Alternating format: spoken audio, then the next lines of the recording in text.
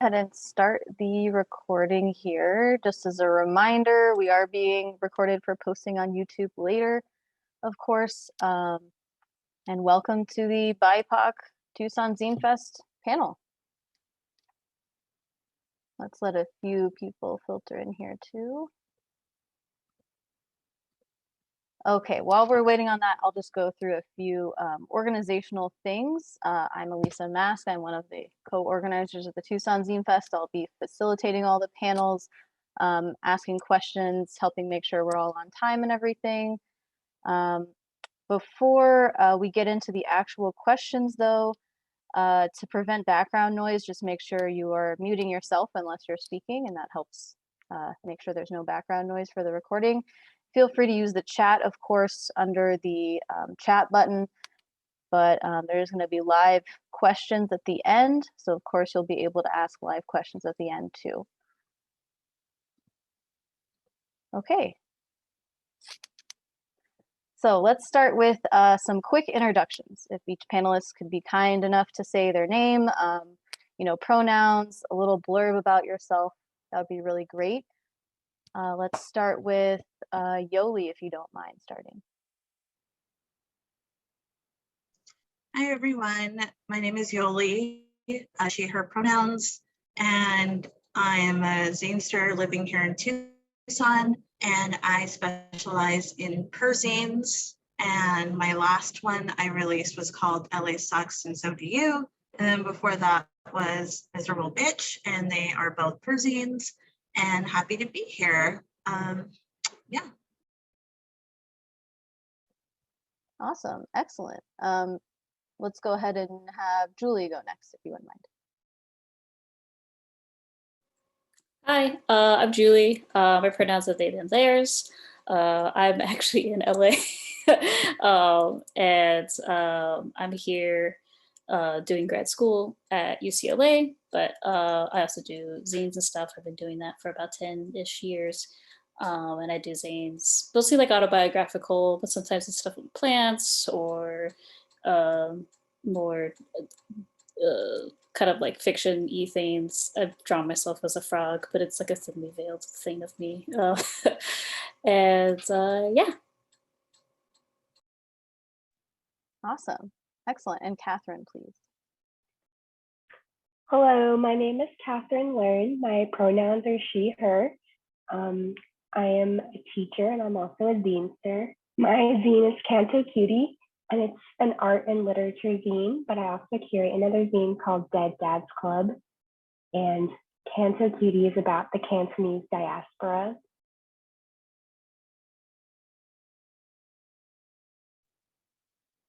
Very cool, excellent. All right.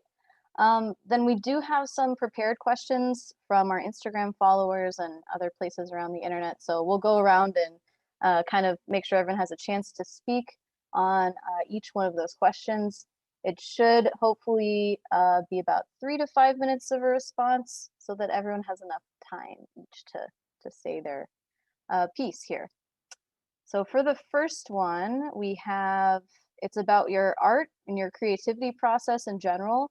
So what motivates you to express yourself and inspires your creativity with zines? Let's start with Yoli again. So what inspires me is just a lot of different things. Other people inspire me.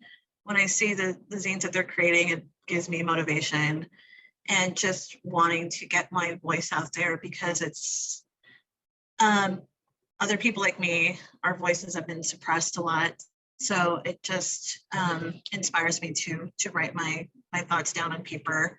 And just very simple things motivate me. You know, like I said, seeing other people's work just really inspires me and gets me going. And yeah, that's pretty much it. Awesome, thank you. Let's go in the same order then and have Julie go next. Yeah, I think kind of the same thing. I feel like with my zines, even since college, I've sort of seen them as a way to kind of like get a big thought out of my head. And so I I feel like my zines are kind of like marked by like certain events in my life.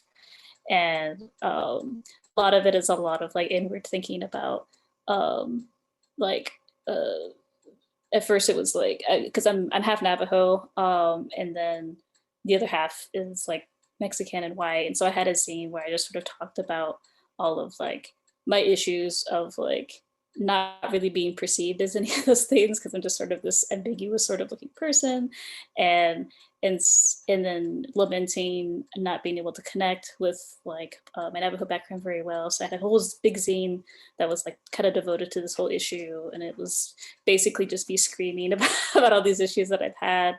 And so that was like a lot of like catharsis about like that sort of those feelings that I've been having for a long time.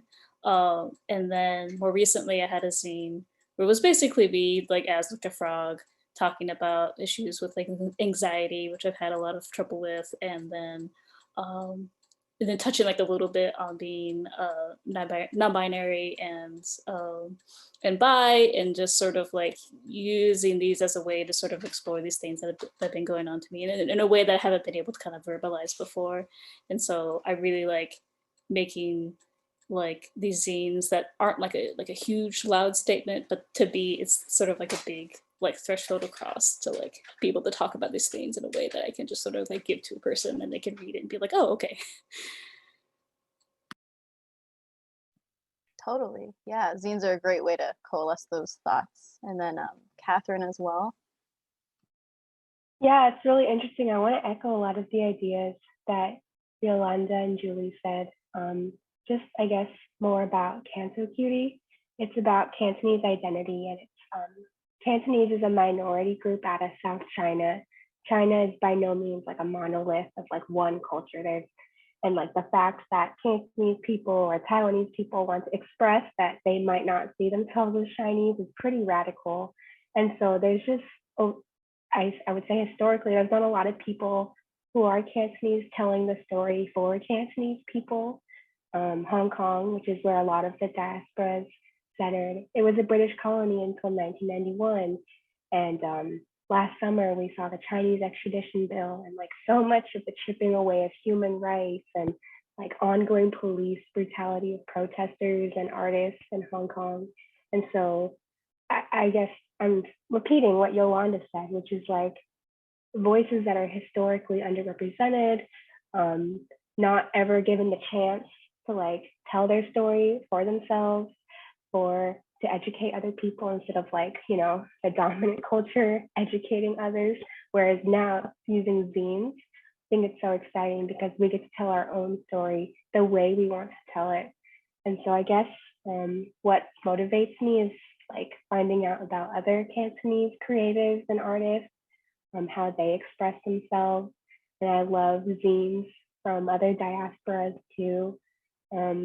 One that I'm a big fan of is Buah Zine, which is an Indonesian diaspora zine. And it's similar, but so different than my zine in so many ways.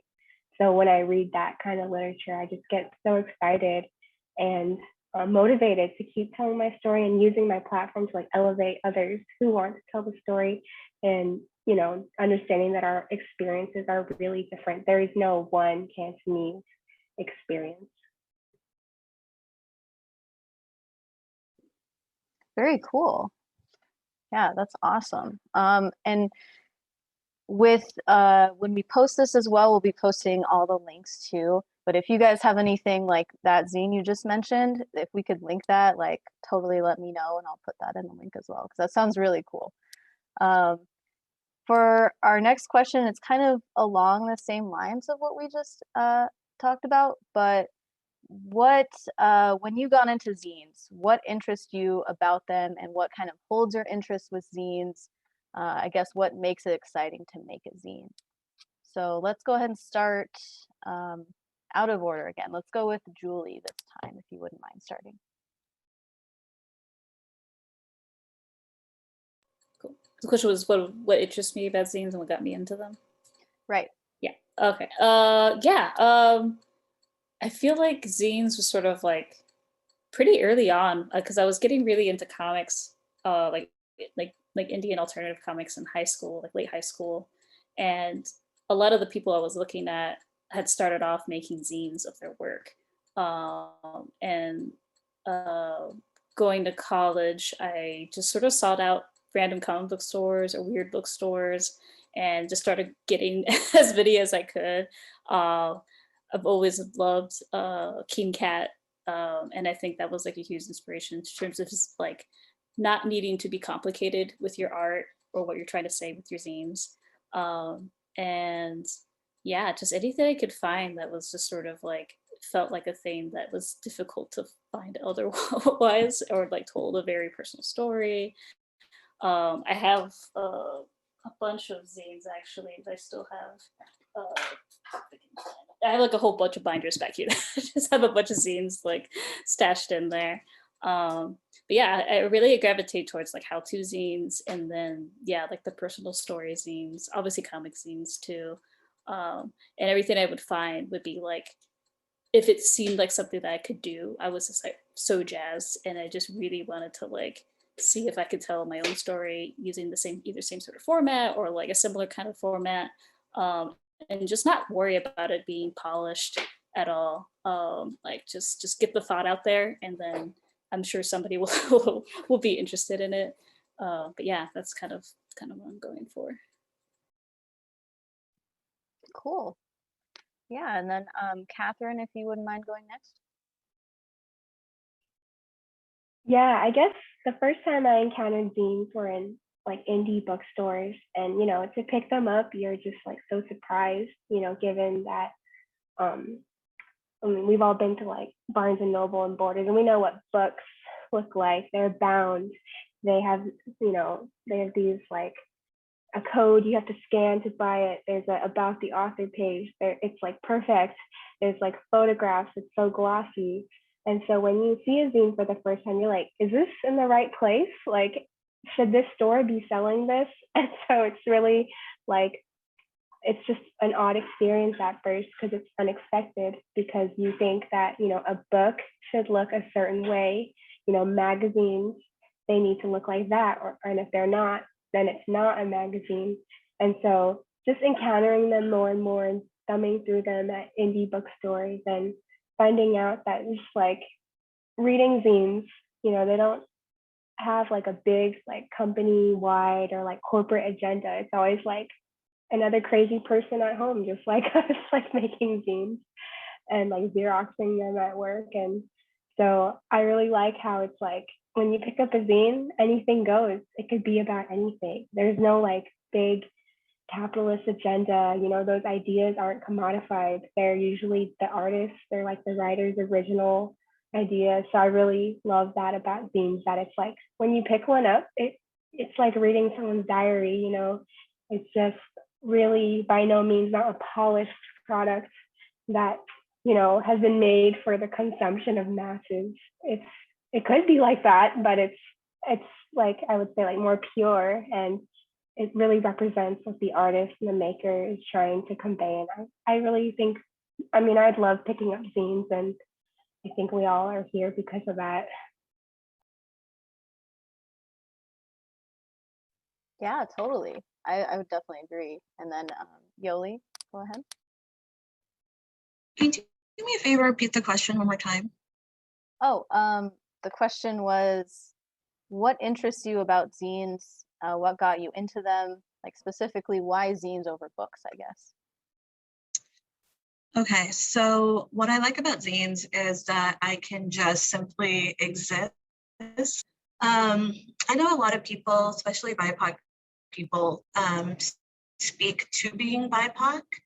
And in my zines, I don't talk about that. I kind of just write. And because I feel like there's always this kind of invisible pressure to always be speaking on the fact that I'm not white.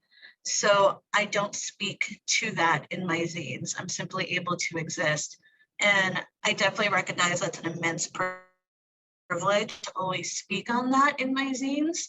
Not that there's anything wrong with it, but just me personally, I like that I can just exist as a person within my zines and write. So that's what I like about zines.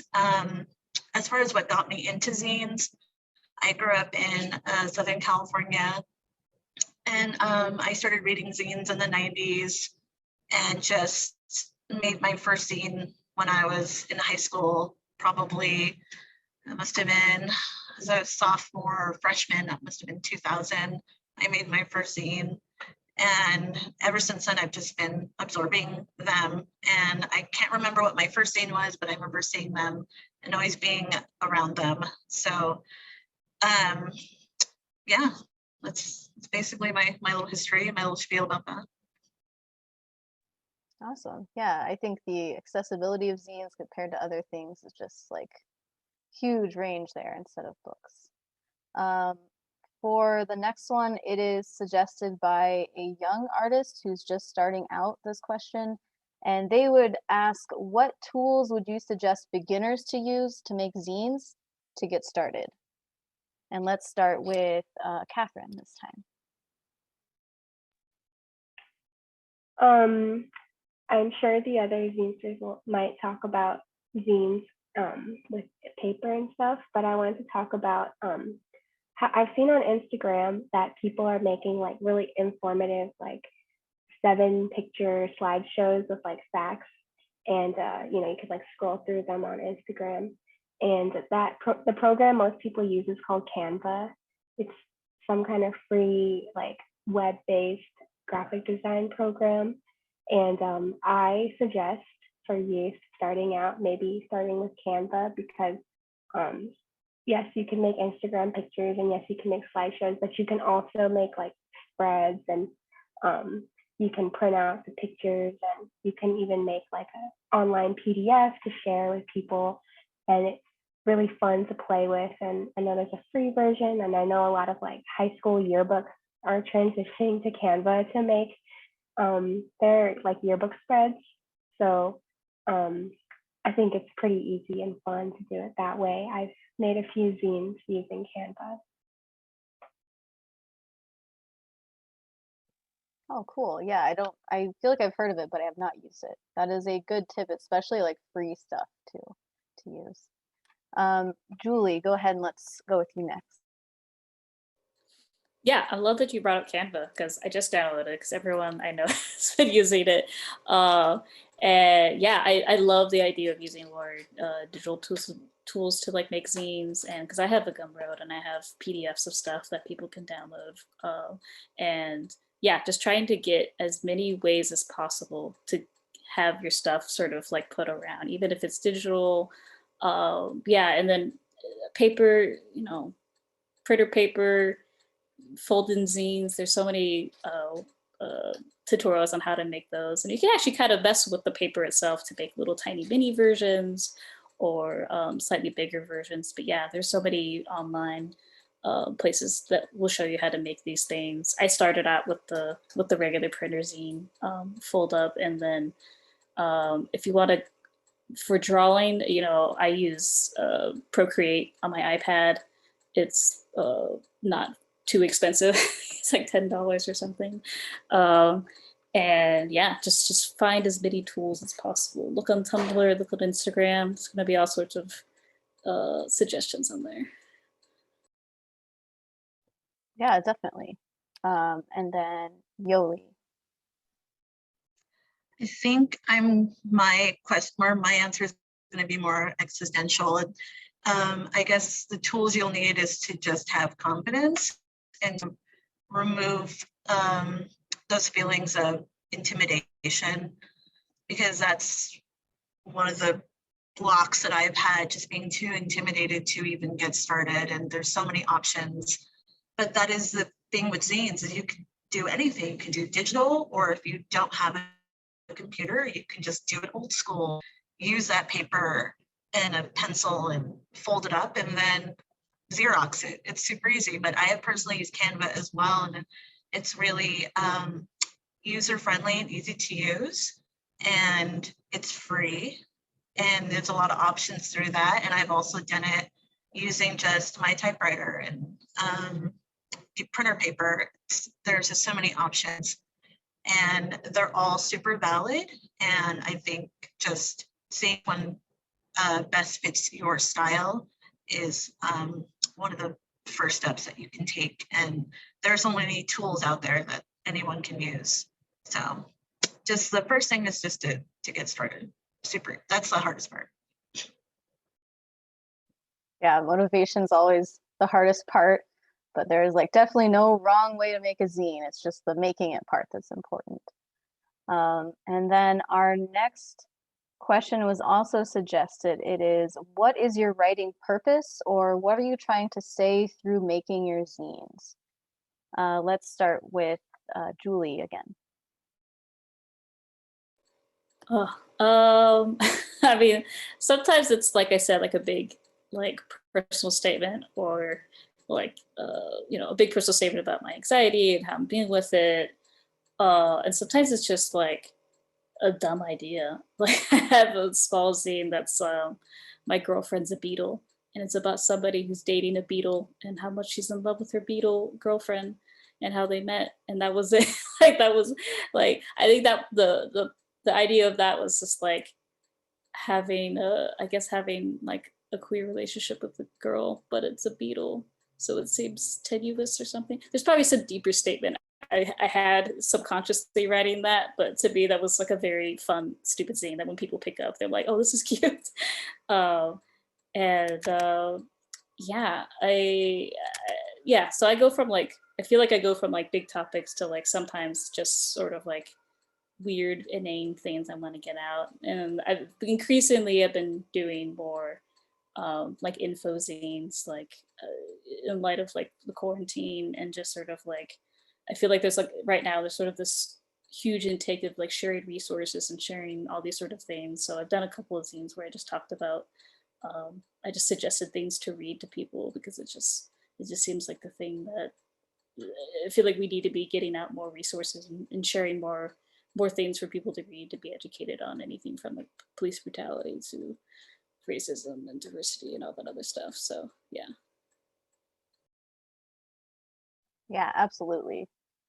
Absolutely. And then Katherine? With my zine, I try to reach the reader if they are Cantonese. You know, the diaspora is really big. It's all over the world. It's not just US and Hong Kong. You know, there's huge populations in many of the English-speaking countries.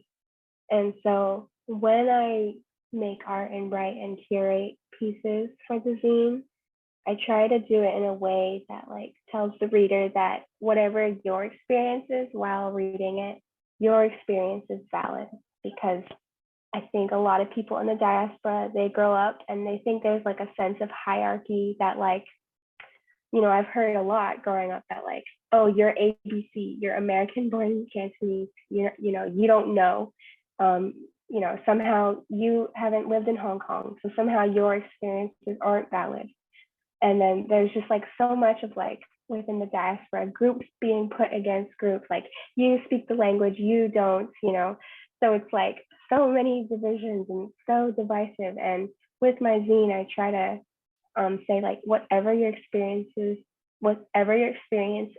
it's valid. And if you're reading this, you can relate, you might not relate, but that it's important and that we want to like include your voice in this work. So I try to I don't want to say fix, but I try to like, I don't want to repeat like what the older generation might have done to me and other people in the diaspora in my generation. I want to like make it a better place for the younger people of the Cantonese diaspora so that they know that like we want to be supportive. There are issues that, you know, unify us. It is so different and it's important, and we're just getting rid of the like, you speak it, you don't speak it, you're from Hong Kong, you're not from Hong Kong, how many times have you been, blah, blah, blah. There's just like too many divisions. So I want to at least like reimagine, I don't know if that's like too big of a word, but like reimagine a better world for the future generation. Yeah, awesome. I think that's a great optimistic message. That's great. And then Yoli? I think the point of my zines is to simply show that I exist and I'm going to take up space. And it's okay to be sad and it's okay to be anxious, and there's nothing wrong with that. And just simply putting my voice out there, I think is pretty, I'm using a big word here, revolutionary, but you know, like I said, we or BIPOC voices are underrepresented, and just simply existing and taking up space is the point of my zines. And pretty simple message that I try to convey with my zines.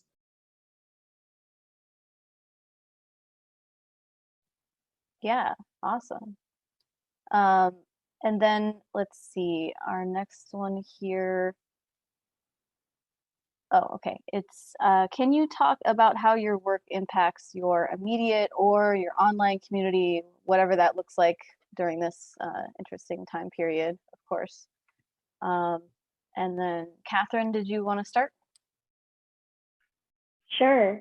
I would say that when other Cantonese diaspora people read the zine, they're excited because they've never seen anything like this. You know, usually we've had to just maybe read like Asian American kind of like publications and find affinity with that. So when they read Cantonese Cutie or Canto Cutie, they're excited that they can, you know, one part of their identity is like elevated, I guess, and that because just the phrase Asian American also, it's like, do you know how big Asia is? Like, like I find my experience similar, but I would say even more different than like, you know, an Indian American or like a Pakistani American. We're just so different. So when someone is able to put a name to it and like identify it, I guess for the people who are in that group, they get excited. And so a lot of the readers are Cantonese, and a lot of people who submit are Cantonese. There's also a lot of white people buying the zine and learning more about our culture. Maybe they're familiar with the food or like Jackie Chan. So I find like reading the zine, they get like a more authentic experience of like what actual Cantonese people and artists and writers think. And but I also, you know, this zine has also opened like another, like I would say, another box that I maybe wasn't aware of. There are people who don't believe in minority rights. There are people who are very, you know, pro-Chinese Communist Party and not critical of the actions like surrounding how they have dealt with the Uyghurs, or how they have dealt with just like this overall suppression of rights in China. And you know, people have really like contested relationships with that and might not be ready to hear it. So unfortunately, like online, we do get some animosity, like, you know, again, like people who have set out to be really divisive, people commenting on the Instagram saying, you guys aren't real Cantonese people. Don't you know Cantonese is in China? So what's the point of this zine? So yeah, I didn't know in starting the zine that I would meet these people, but here they are. Yeah, that's awesome. Sort of building a community around the zine. It's very cool. And then Julie.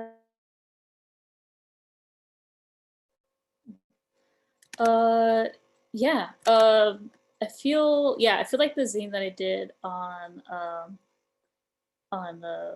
being Navajo, and I remember I put it a part where I said I never had a Kinalda, which is like a coming of age ceremony.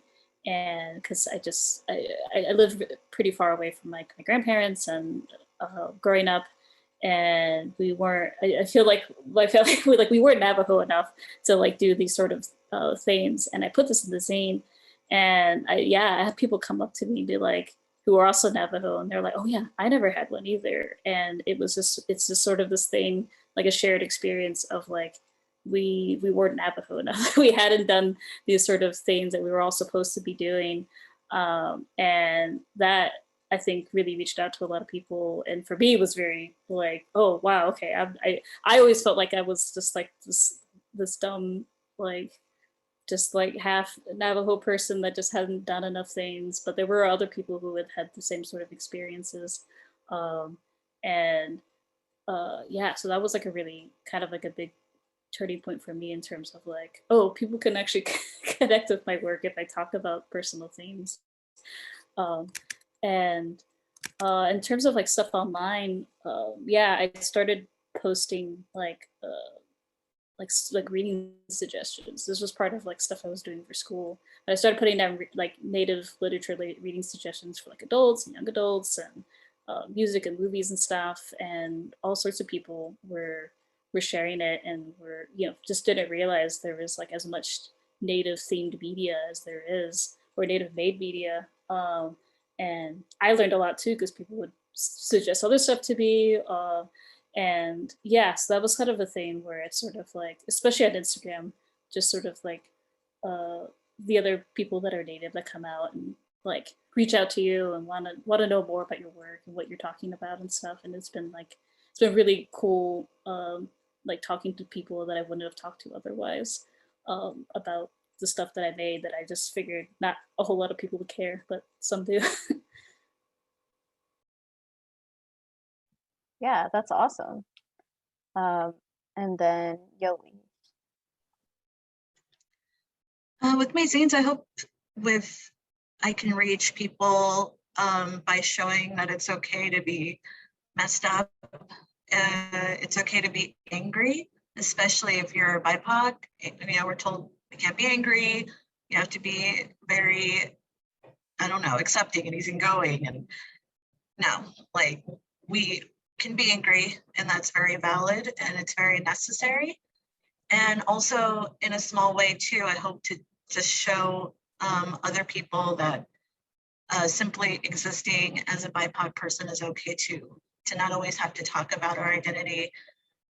But also in a small way too, another small way is showing that, especially with identity, it's not always, everyone just equates that to just being Mexican, but there are different countries and different ethnicities within that. So personally, I'm half Mexican and also El Salvadoran. So, and that's even smaller. It's really smaller. I only know a few that identify as Salvi. So that's another thing. It's just showing that we exist, and there are different multi, identities. It's not just one way to be. And I hope to just reach those people, and through online as well. It just translates to immediate people and online people as well. Just simply showing, we exist, and sometimes we're mad and sometimes we're sad or angry, and that's okay. Right. Yeah, that nuance of representation is, I would say, incredibly important, of course.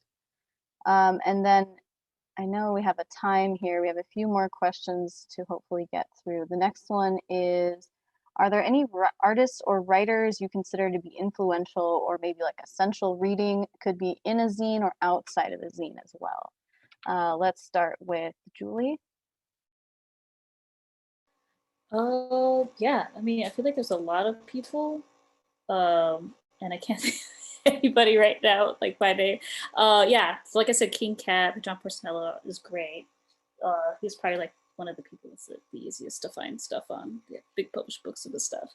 And I'm trying to think of like stuff that's only available on. There's been so many good like quarantine sort of zines that have been made online and published online, or collections of stuff. And I'll just plug like distros and stuff that I know have a lot of things. Like we said, Ink Distro has a lot of stuff. And Phoenix, Brown Cruz distro. There's one that's called like the Sherwood Forest Zine Library. They also have a lot of stuff available online. And the East Bay Alternative Books Festival also has a lot of, or Zine and Book Festival. They also have a bunch of stuff that's available online. I try to plug them as many online sources for stuff too. Oh, and like the Queer Zine Archive Project, I think it is. Yeah, the Queer Zine Archive Project has a bunch of like really old zines on there for free to look at, which is really cool to check out. Awesome. Yeah. And then Katherine. I wanted to plug the artists of Volume 1. Their name is Z Cam, and they're based out of Austin, Texas. And I just love their work because it's colorful. I love this vaporwave kind of palette. But Z knows a lot about Hong Kong history, and is really critical about a lot of things. And I did an interview with them for Volume 1, and I'm really pleased. The interview is like 20 pages long. You guys should read it. It's for free online. They also have like a short story they wrote about the cover image. This is Cantonese Cowgirl, and it just like has themes of like being Texan, but also Cantonese and also queer, and like balancing all of that. And I mean, it makes for really beautiful art. I just wanted a shirt of this. And Z came on to Cantonese and started working with me for Volume 2 and 3. And I mean, even before, I just thought the art is really beautiful. And you can read the whole interview on my website or by the zine. Awesome. Yeah. And then Yoli? I'm just going to highlight the last 2 zines that I bought. And I purchased these through Wasted Ink Zine Distro in Phoenix. They have an online store, in-person store. So I bought this one. It's called Heartbreak Stories by Efren Castro. And it's about like queer identity and just different like heartbreaking poems. And it's really, really awesome. And then the second one is Millennial Dog Eater by Marina Benzon. And these are just, both of these are just so well printed and beautiful, and just a bunch of poetry. And I tend to gravitate more towards zines that are like mine, but I try to expand as much as possible. And these have just really resonated with me lately. And I try to purchase as many zines as I can per month and support online distros or in person. But these are the 2 that have really been great as well recently. Awesome. Yeah. And just so you guys know, if the meeting ends, I'll just reopen it with the same link and everything, and then we'll keep going. Actually, why don't we just go ahead and do that? We'll just go ahead and rejoin because it's less than a minute anyway. And then we continue with like 2 more questions and live questions if anyone has any. Okay. Recording here so we can add it to the end of that video. Okay, that's all good. Okay, so where we had left off then, we had just answered the question of essential zine viewing, basically. Our next question is about, in your individual experience or, you know, in experiences around you, have you experienced gatekeeping in the zine community? And do you think that gatekeeping has gotten better or worse in the zine community over time? And let's start with Katherine. In terms of zine making, I have not experienced any gatekeeping, but I guess to repeat what I said earlier, in terms of like self-identifying as Cantonese, there is gatekeeping with that. And I'm sure a lot of, you know, people from immigrant groups can relate to this, where it's just like a constant like unspoken hierarchy of who's more authentic, whose voices are more important, who's really Cantonese, you know, who's actually American. And so that kind of stuff is just very divisive, not fun. I try to like, you know, show a multitude of experiences in my zine to combat that. But I mean, dominant culture be dominant culture. Yeah, for sure. And then Julie. I don't think I've personally experienced any gatekeeping. I feel like the Zine Fest and places that I have gone to have been pretty good about that kind of stuff. And I don't know if I like knew enough about what was going on like behind the scenes to make a good judgment call on it. But like I did a lot of shows like in the Bay Area, but I've also gone down to like the Tijuana Zine Fest, which was cool, and the Phoenix Zine Fest. I went all the way to Denver once for Dink, and I feel like my gatekeeping thing is, well, I worked at a comic book store for like 5 years in San Francisco, and like all of the gatekeeping stuff had to do with like comics, and I just could not with any of that. And you know, a little bit of it is with zines too, because you know I worked in stores that sold zines and stuff, and the store I worked in, people would just not look at it. They just be like, I don't care about this. I don't, why is this here? Why is it taking up shelf space? What even is this? People were always befuddled by like the handmade quality of them versus like the Marvel and DC stuff that was on the racks. And I got some people that would be interested and they'd pick it up, but yeah, it's definitely the weird divide between like comic book readers and like zine readers or creators and stuff like that, because you know, I would say majority of people who read comics, they're not making it, they're not like going home and making comics and trying to break into the comic industry. So there's kind of like there's definitely like a weird divide, and it's very interesting to be on like kind of both sides of that coin. And but then seeing certain zines get like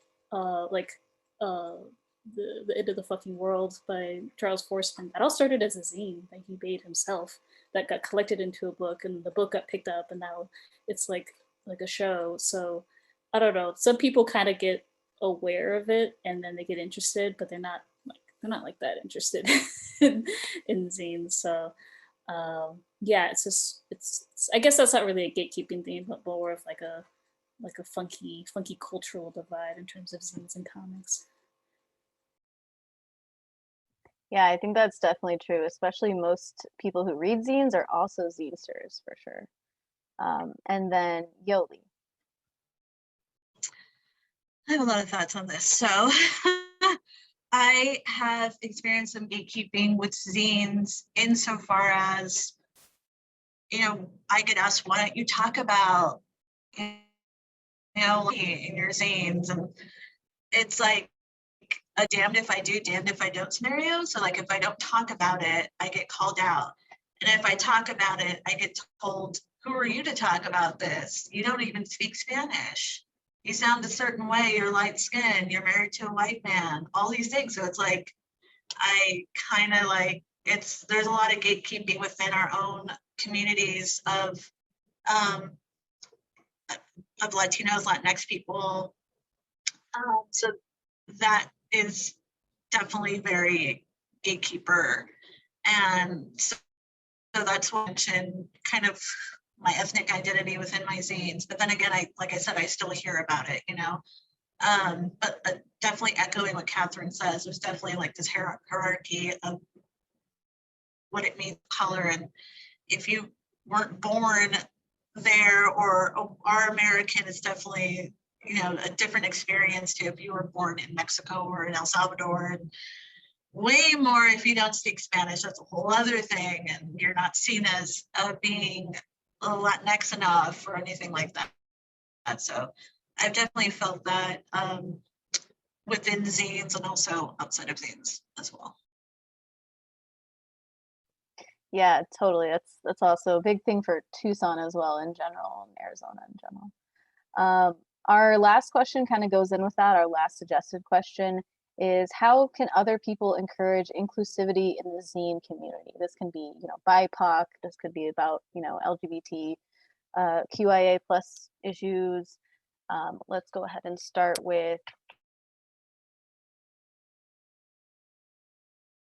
sorry, did I cut off? Julie, please. Yeah, I feel like since, I mean, we've talked about like it's sort of it's easier now to make zines. But I don't know if people know that it's like easy to make a zine. And so I feel like if you want to have more inclusivity, you need to have people from different backgrounds, different everything. You need to give them the resources to make these things. Even if it seems like it's easy to find those resources, people won't know about these unless you tell them about them. I don't know how many people I've shown a zine, but they're like, what is, like, how did you make this? Like, you made this by your hands? And it's like, yeah. And then, yeah, so it's like showing people the concept of zines, like giving them workshops, going to libraries, going to schools, going to community centers, grocery stores, wherever, and then showing them how kind of simple it is to make these sort of things, and then how you can use them to tell whatever stories you want, stories that you will literally never see published in like a major publication somewhere. And I think it's sort of like a terms of outreach and like making sure people like realize how easy it is to tell your story. And I think doing things online, like being able to share things on Instagram or Twitter or whatever, like it's made that easier than ever, but people still don't understand the tools used to make those things. And I don't think the tools are as difficult as they seem to be. Like you literally just draw on a piece of paper, take a photo and post it. So I think getting people access to understanding that you can do this sort of thing, and then getting people, once if they have that access, is getting them comfortable with telling the stories as well. I think that's a big hurdle too, is like people not understanding that you can share stories, but like, you don't have to share everything, but there's ways of doing this sort of stuff that I think would definitely open it up to a lot of different people. Yeah, totally. And then Katherine?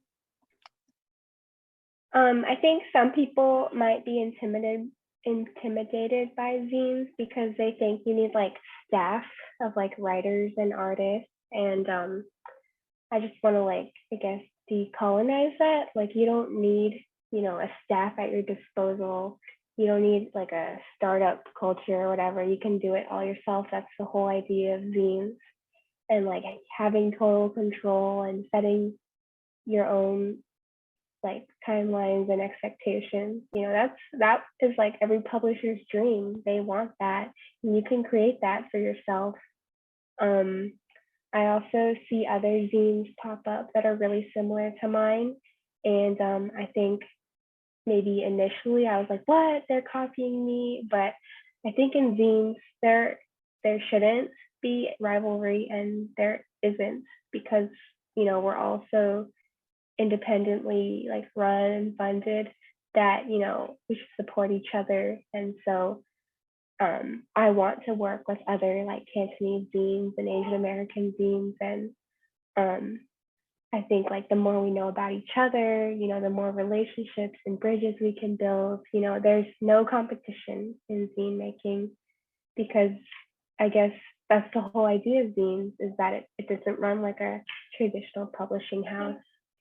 And I guess to encourage inclusivity, I would also try to make your zine, if digital, maybe free, or like at I offer like a paid version that's a physical copy, and yes, I'll admit it is not the best price point. Not everyone can afford it, but my digital copy, I will give it to everyone. I will spread it far and wide. I would love for anyone who wants this information to read it, and for artists to know that they can share it with any time. There's no paywall. There's no like, you got to go to this fancy art museum or whatever. Anyone can read this zine on any device. So that's what I'm doing currently to try to like, be more inclusive for readers. Awesome. Yeah. And then Yoli. I think just showing how like there's not one way to make a zine, yes, and also there's not one way a zine should be. Like they don't have to contain words. It can just be all photos, all drawings. It doesn't have to have any words at all. So that's what I think is interesting, is that there's sometimes people think, oh, well, I have to have words with this, or there has to be pictures and I have to be able to draw. It's like, you don't have to do any of those things. It's your voice, and you can use zines any way you want. As far as inclusivity, I try to make my own zines accessible as much as I can. So I try to get them out there and encourage people to support other businesses and not just buy directly from me. So like I have my zines out in the world and I'll plug those, like buy it through Wasted Ink, support them. And because, I'm not in this to get rich. That's just not going to happen. That's totally fine. And I thought about also having through my Etsy shop just more affordable copies of my zines. So usually my zines are like $5 and they're on colored paper, but I was thinking about just doing regular black and white and having those be like $2 with free shipping. But of course, I always encourage people too, like if you can't afford it, let me know and I'll just send you one, because the point is I want you to have it and I want my words out there. So usually money is never really a factor as long as someone asks me for one, and I'll do it for free. So that's kind of the inclusivity I'd like to foster. Yeah, a lot of times those prices can definitely be a barrier. So that's a really good thing to keep in mind. And then if we have any live questions from people, you guys can type them in the chat. If you would like to ask something else that you haven't already heard from the suggested questions. And then while we're waiting on any possible live questions, I just wanted to say, because this will be on a YouTube video, that we do have an omnibus this year for Tucson Zine Fest, and the proceeds after printing costs go to support the charity for Navajo and Hopi families COVID-19 Relief Fund, and also the charity Allied Media Projects. So it would be really great to support the Tucson Zine Fest and those exhibitors who contributed by, going to the shop and getting that zine. As well as we have a t-shirt this year by Tan Line Printing, which is a local printing shop in Tucson. And it was designed by one of our exhibitors, Bethany Fortner. That's also on TucsonZineFest.com. And then we are going to have some mutual aid for Tucson linked in this video on YouTube. That mutual aid would be really quick, just to run through it. Black Lives Matter Tucson, Tucson Reparations, Dos Pelotas Tucson, Tucson Collective, and People's Defense Initiative in Tucson. Those are really good local resources. If you're interested in the kind of subjects involved with this panel, you should really be following those people as well. And then I don't see any live questions yet, guys. So I'm going to assume there's no live questions. So in that case, thank you guys so much. Thanks to the people attending for their time. Thanks to the panelists for your time as well, for your excellent contributions, and great talk. Thanks, guys. Thanks for having us. Thank you for organizing. Oh, thank you guys for being a part of it, honestly. This year has been awesome. But I'm going to go ahead and let you guys go so I can get ready for the next panel. Thank you, guys.